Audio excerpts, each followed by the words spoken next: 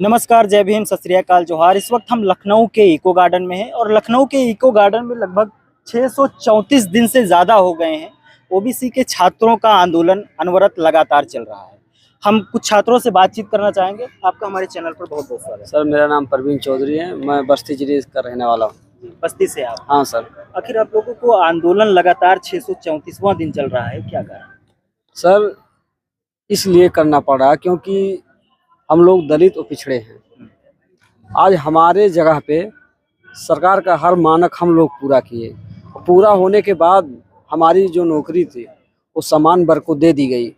और मैं हमारे जितने भी छात्र हैं, हमारे भी बहन भाइयों जितने लोग हैं, सभी अपने हक के लिए आज उनको यहाँ पे धरना देना पड़ा, जो कि जो हमारा था अपने हक के लिए, जो कि हमें संविधान में बाबा साहब डॉक्टर भीमराव अंबेडकर द्वारा दिया गया था, उसको ये छीनने का कार्य कर रही है उत्तर प्रदेश की सरकार।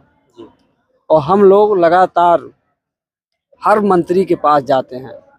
कोई भी उत्तर प्रदेश का मंत्री हो या राज्य मंत्री हो या कैबिनेट मंत्री, सबके पास हम लोग जा चुके हैं और सभी से अपनी बात पीड़ा कह चुके हैं।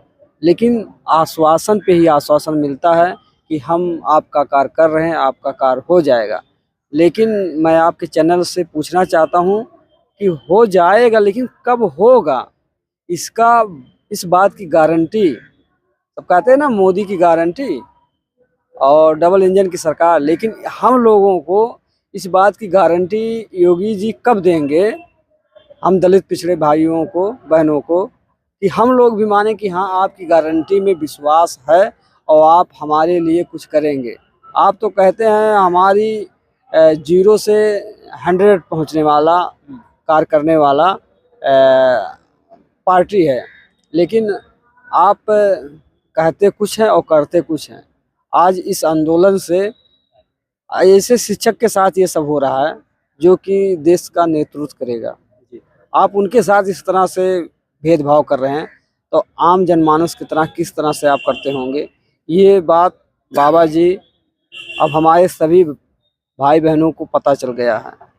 इसलिए आप अपनी सरकार की फजीहत अगर करवाना बंद कर देंगे तो इसका एक ही वो है कि आप हम लोगों को नियुक्ति पत्र दे दीजिए, नहीं तो आने वाले हर जो भी चुनाव होगा 80 के 80 लोकसभा क्षेत्रों में हमारे जितने भी भाई बहन हैं वहाँ पे पहुँच के आपके जितने भी नेता हैं, आपके जितने भी केंद्र में जितने मंत्री हैं, सबको हम लोग बताने का करेंगे कि ये सरकार केवल दलित और पिछड़ों का शोषण करने का काम की है। तो उससे आपकी छवि बर्बाद होगी ही, साथ ही साथ आपका असली चेहरा भी सामने आ जाएगा।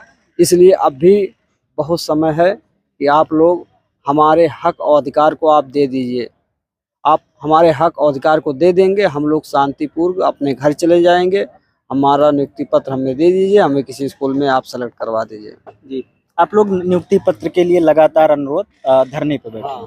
आखिर क्या कारण है, उत्तर प्रदेश की बात हो या किसी अन्य राज्य की बात हो, जो इस देश का सबसे बड़ा आबादी वाला पिछड़ा वर्ग है, उसके साथ अन्याय अत्याचार लगातार हो रहा है, और जबकि आवाज उठाने पर भी सरकार पर कोई फर्क क्यों नहीं पड़ रहा? फर्क इसलिए नहीं पड़ रहा है क्योंकि ये जुमलेबाज सरकार है। सोचती है राशन 5 किलो दे देंगे, 2000 रुपये दे देंगे, हमारे जो दलित पिछड़े हैं वो तुरंत प्रभावित हो जाएंगे। लेकिन जो बुद्धिजीवी हो समझ चुका है, इनके राशन पे भी इनका 2000 रुपया जो है, तो आने वाला समय आपको, आप जिस आबादी जो 50% से ऊपर है पिछड़ी, वो सब लोग जान चुके हैं कि आपका असली चेहरा क्या है। उस चेहरे को जितने भी शिक्षित हैं और जितने भी बुद्धिजीवी हैं, सब लोग जान गए हैं कि आपका चेहरा दिखाने के कुछ है और खाने के लिए कुछ है। तो हमारे हक और अधिकार को आप खा रहे हैं, तो ये बर्दाश्त होने वाली नहीं है।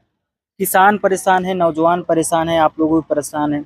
तो लगातार बीजेपी के लोग 400 पार की बात कर रहे हैं, लोकसभा इलेक्शन नज़दीक है और वो लोग 400 पार की बात कर रहे हैं। तो किस बेसिस पे कर रहे हैं? तो नौजवान, छात्र, बेरोजगार, युवा, किसान सब लोग त्रस्त हैं, तो किस बेसिस पे कर रहे हैं? वो बेसिक उनका वही है कि जात और धर्म की राजनीति करके हम लोगों को बांटने का कार्य करेंगे। लेकिन हम आप कहते हैं कि दलित भी हिंदू है, पिछड़ा भी हिंदू है, लेकिन हम नहीं मानते। आप दलित पिछड़ा हिंदू नहीं है। आप जाहिर कर दे रहे हैं कि दलित पिछड़ा हिंदू है, ये नहीं है। अगर हम लोग हिंदू होते, हम आपके समाज के होते, तो आप अब तक हम लोगों की बहुत पहले नियुक्ति हो गई होती। लेकिन हम लोग हिंदू धर्म स्नातक धर्म के है ही नहीं, स्नातक।